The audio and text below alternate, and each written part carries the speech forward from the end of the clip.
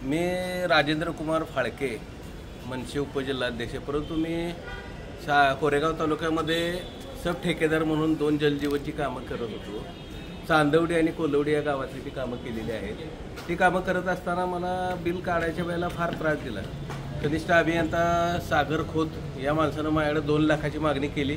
त्यावेळेला मी एक्झिक्युटिव्ह साहेबांच्याकडे तक्रार केली आणि लेखी एक निवेदन तयार केलं होतं, परंतु मला डेप्युटी इंजिनियरनी यांनी सांगितले की कागदावर घेऊ नका, त्याचा आम्हाला फार त्रास होईल आणि आम्ही तुमच्या सगळ्या दुरुस्त्या बिलाच्या वगैरे करून देतो। माझी बिलं जाणून बुजून कमी लिहिल्यात, हाडमुरुम असेल तिथं मातीचं बिल लिहिलं आहे, त्यामुळं माझं फार आर्थिक नुकसान सागर खोत या माणसानं केलं आणि कोरेगाव तालुक्यामध्ये जनरली टोटली कामामध्ये फार मोठा भ्रष्टाचार झालेला आहे।